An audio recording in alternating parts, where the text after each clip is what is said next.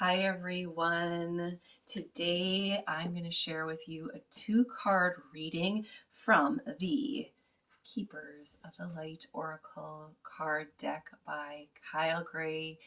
And the Keepers of the Light are going to highlight what it is, the gifts that you already have, and then what you can do to increase them and be more of a stand for light and love and conscious awareness in your life and to those around you. My name is Lenora Lennon, and I help people shift into a paradigm of possibility. Let's get started. Just going to clear our space here.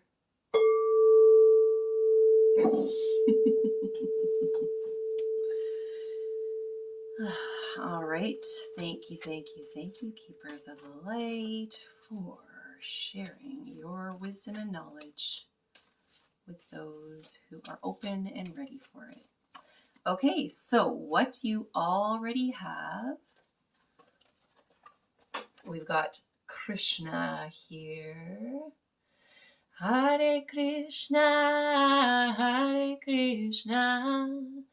Krishna Krishna, Hare Hare. I haven't worked with Krishna in a while. Devotion. Trust your spiritual guidance. Your commitment has been recognized. You are loved unconditionally. So this is what you already have. You already have an awareness of your, like a deeper awareness than most, I would suggest. Like moving away from a religious standpoint, which is really the old mechanisms of devotion, and moving into trusting your experiences, trusting the practices that you have put into action in earnest and openness to see your experience, the evidence that you receive after doing these practices. So for me, it's been yoga, meditation, ayahuasca. The list could go on. Therapy, 12-step work. And then you also know that none of those necessarily is the path, but that you're taking these wisdom practices and learning to trust your own instinct in terms of what parts of them work for you and what parts of them don't, and establishing really your own individual context on how to move forward in truth and light for yourself, with the basis of that being love and compassion for others and mostly for yourself. Especially us empathic types need to be mostly concerned with ourselves, so that we are giving. We naturally will give. We naturally exude compassion and concern for others, but probably to a fault. And that can kind of often move into codependent behavior. So really, and this is what you're already doing for yourself. And the more you do this for yourself, the more you realize you are loved unconditionally, and you can love yourself unconditionally, and you can love others unconditionally, but also know your boundaries where maybe you can still love someone, but they won't be a part of your life anymore. So that's what you already have. And let's look at what Light Keeper is going to assist you in expanding that.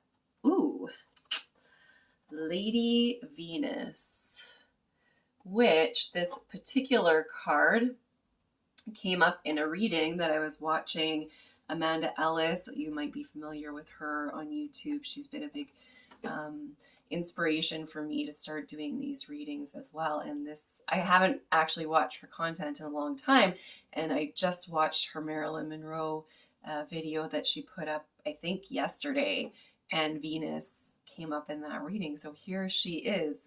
The Venusian energy is strong right now. So what you can do to expand this true devotion and the customized wisdom that you have developed.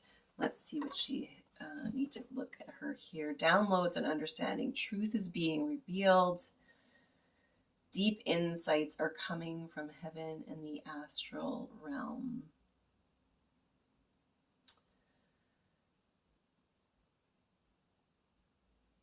So what I'm getting from this is you want to be open to those subtle awarenesses and trust them.